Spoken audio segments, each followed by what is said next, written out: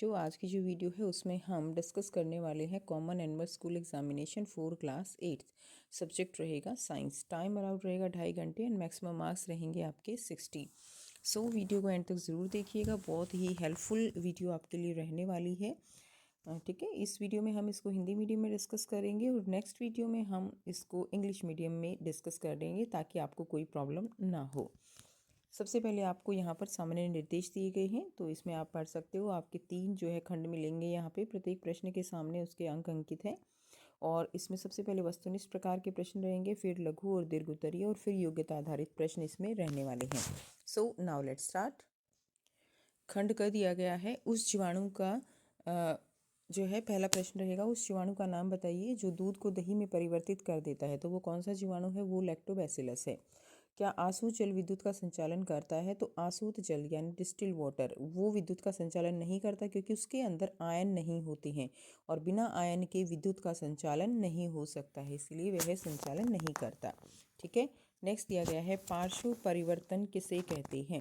तो बताना है आपको पार्श्व परिवर्तन क्या होता है। पार्श्व परिवर्तन होता है कि किसी भी वस्तु की छवि में जब बायां भाग दाईं ओर और दायां भाग बाईं ओर दिखाई देता है तो उसे क्या कहा जाता है? उसे पार्श्व परिवर्तन कहा जाता है। नेक्स्ट देखिए, अगला क्वेश्चन है मादा जननांग में भ्रूण कहाँ रोपित होकर विकसित होता है? तो मादा जननांग में भ्रूण कहाँ विकसित होता है? वो गर्भाशय में विकसित होता है। ठीक है, उसके बाद नेक्स्ट देखेंगे प्राकृतिक और डीजल एक प्राकृतिक स्रोत डैश से प्राप्त होते हैं। तो किससे प्राप्त होते हैं? पेट्रोलियम से प्राप्त होते हैं। नेक्स्ट क्वेश्चन नंबर 6 है प्रति सेकंड होने वाले दोलनों की संख्या को दोलन की क्या कहा जाता है? तो उसे दोलन की आवृत्ति कहा जाता है। एक सेकंड में कितने दोलन हो रहे हैं वह क्या कहलाएगा? वह उसकी आवृत्ति कहलाएगा। ठीक है, और एक दोलन पूरा होने में लगा समय आवर्तकाल कहलाता है। नेक्स्ट क्वेश्चन नंबर 7 है वर्षण नर युग्मक उत्पन्न करते हैं जिन्हें क्या कहा जाता है? तो वर्षण जो नर युग्मक उत्पन्न करते हैं उन्हें शुक्राणु कहा जाता है। नेक्स्ट क्वेश्चन फसल पक जाने के बाद उसे काटना डैश कहलाता है। तो उसे क्या काटना क्या कहलाएगा? कटाई कहलाएगा।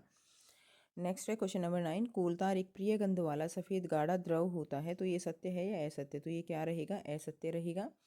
नेक्स्ट है अनिद्रा अति तनाव चिंता तथा अन्य बहुत से स्वास्थ्य संबंधी विकार ध्वनि प्रदूषण से उत्पन्न होते हैं।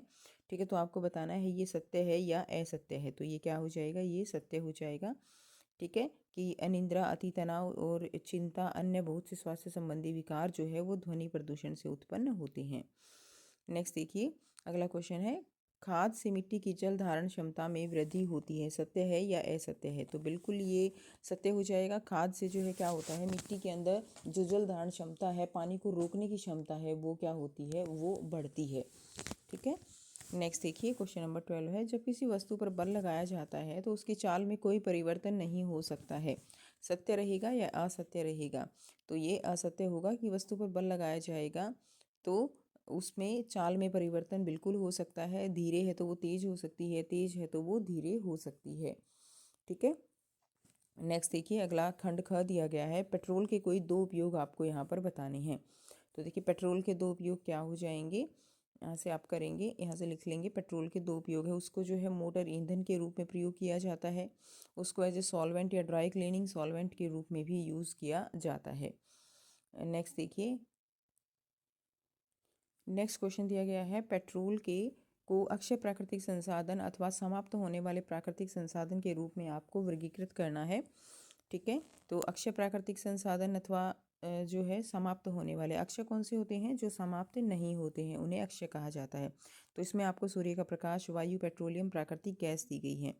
तो इसमें अक्षय स्रोत कौन से हो जाएंगे? समाप्त होने वाले स्रोत, तो इसमें जो सूर्य का प्रकाश है वो कैसा है? वो अक्षय स्रोत हो जाएगा। इसके अंदर पेट्रोलियम जो है वो क्या होगा? पेट्रोलियम समाप्त होने वाला है। वायु अक्षय स्रोत रहेगा और प्राकृतिक गैस जो है वो समाप्त होने वाले स्रोत में। अगला क्वेश्चन दिया गया है धातु की एक थाली जल से भरी हुई है, एक चम्मच से इसके किनारे पर आघात किया जाता है, हमें यहाँ किस प्रकार के बदलाव दिखाई देंगे? तो ठीक है, तो इसका आंसर क्या रहेगा कि जब आप चम्मच को ऐसे थाली पे मारोगे तो क्या होगा, वहाँ पर ध्वनि उत्पन्न होती है। और पानी की सतह पर क्या देखी जा सकती हैं, पानी की सतह पर तरंगे दिखाई देंगी आपको। ठीक है, नेक्स्ट क्वेश्चन देखिए, विद्युत लेपन किसे कहते हैं, इसके उपयोग भी बताइए।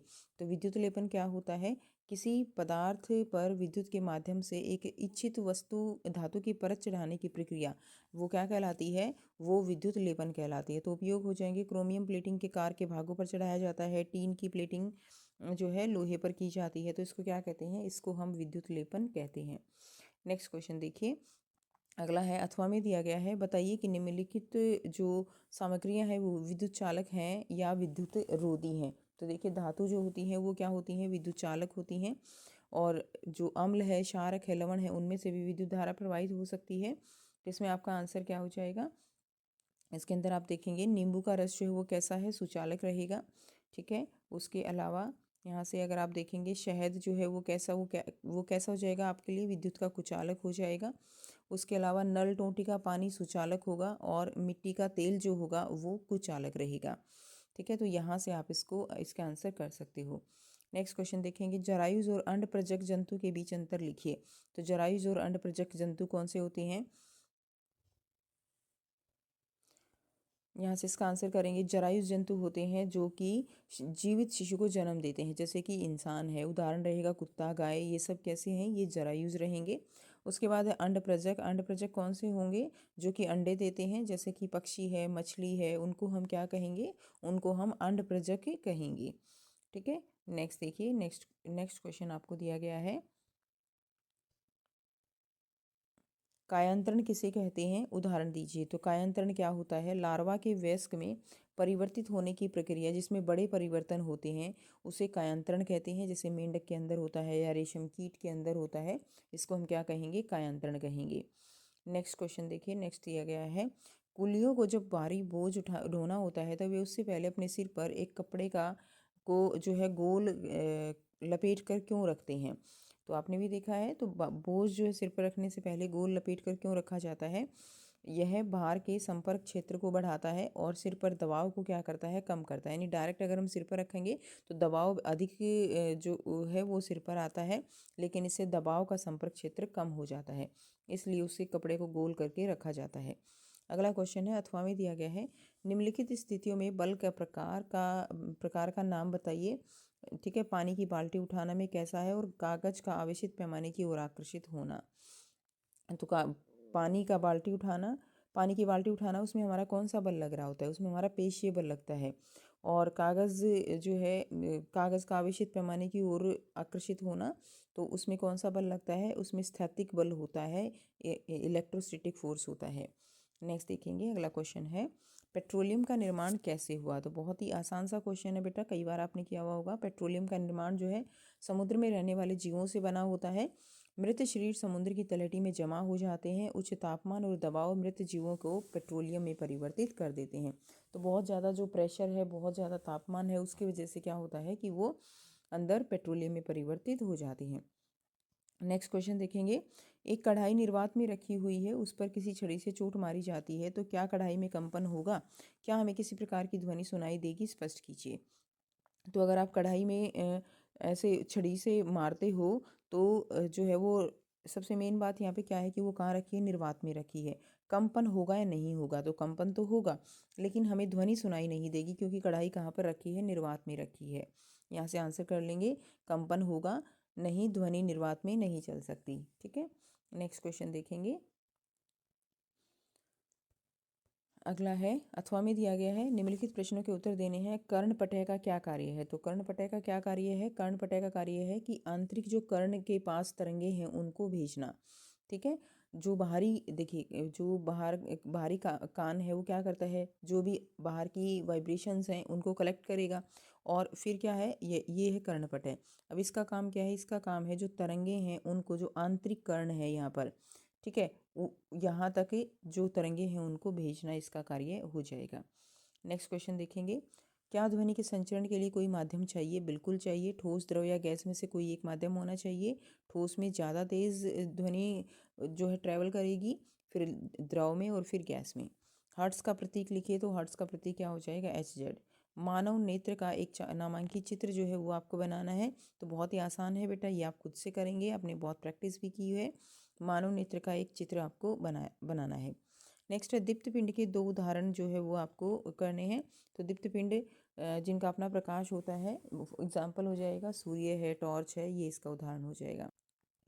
नेक्स्ट देखिए, हम किस प्रकार अपने आँखों की देखभाल कर सकते हैं। कोई 3 बिंदु आपको यहाँ पर बताने हैं।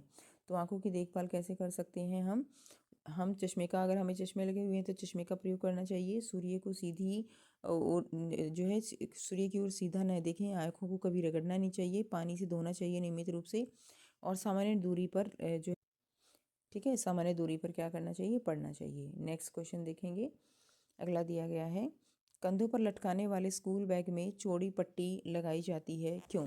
तो कंधों पर लटकाने वाले बैग में चौड़ी पट्टी क्यों होती है, उसका रीज़न क्या है, क्योंकि कंधों पर लटकाने वाले स्कूल बैग में जो वजन है वो कंधों के बड़े क्षेत्रफल पर आ जाए।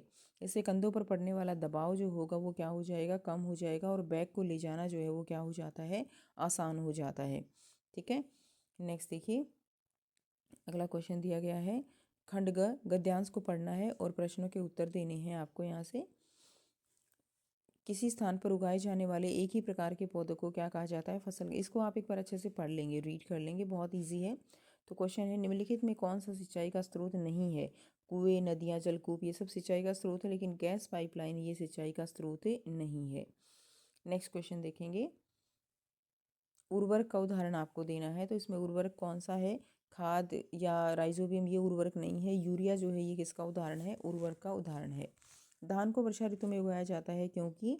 तो धान को वर्षा ऋतु में उगाया जाता है क्योंकि इसे बहुत अधिक पानी की आवश्यकता होती है, इसलिए इसे वर्षा ऋतु में उगाया जाता है। नेक्स्ट देखिए, अगला क्वेश्चन दिया गया है, अथवा में निम्नलिखित में से कौन कृषि में उपयोग होने वाला औजार नहीं है। तो इसमें हल, कुदाली, कल्टीवेटर ये सब कृषि में उपयोग होने वाले औजार हैं, लेकिन जो उर्वरक है वो कृषि में उपयोग होने वाला औजार नहीं है। अगला क्वेश्चन करेंगे, क्वेश्चन 13, इस गद्यांश को एक बार अच्छे से पढ़ लेना है। दीप्त अदीप्त वस्तुओं के बारे में बताया हुआ है। क्वेश्चन है, जब प्रकाश चमकदार सतह से टकरा कर वापस लौटता है तो इसे क्या कहते हैं। तो इसे क्या कहेंगे, परावर्तन कहेंगे। तो प्रकाश जो है क्या करता है, टकराता है और फिर वापस लौट आता है। ठीक है, तो इसको क्या कहते हैं, इसको हम प्रकाश का परावर्तन कहते हैं। अगला क्वेश्चन देखेंगे, सूर्य की छवि बनाने के लिए उपयोग किए जाने वाले उपकरण का नाम बताना है। तो सूर्य की छवि बनाने के लिए उपयोग किए जाने वाला उपकरण कौन सा होगा, आंसर भी रहेगा सूची छिद्र कैमरा हम बनाते हैं। किस प्रकार की वस्तुएं प्रकाश को अपने में से होकर गुजरने नहीं देती। तो अपारदर्शी वस्तुएं जो है प्रकाश को अपने में से गुजरने नहीं देती हैं। ठीक है, नेक्स्ट देखिए, अथवा में पारभाषी वस्तु का एक उदाहरण देना है आपको। तो पारभाषी वस्तु का उदाहरण क्या हो जाएगा, चिकना कागज़ जो है वो पारभाषी वस्तु का उदाहरण हो जाएगा। नेक्स्ट देखिए, क्वेश्चन नंबर 14 है, आपको गद्यांश को ध्यानपूर्वक पढ़ना है और प्रश्नों के उत्तर देने हैं। विद्युत आवकों को उनके प्रतीकों द्वारा निरूपित करना सुविधाजनक होता है। इनका उपयोग करके किसी विद्युत परिपथ को परिपथ आरेख द्वारा निरूपित किया जा सकता है। कुछ विशेष पदार्थों के बने तारों में से जब उच्च विद्युत धारा प्रवाहित होती है तो वे गर्म होने से पिघलकर टूट जाते हैं।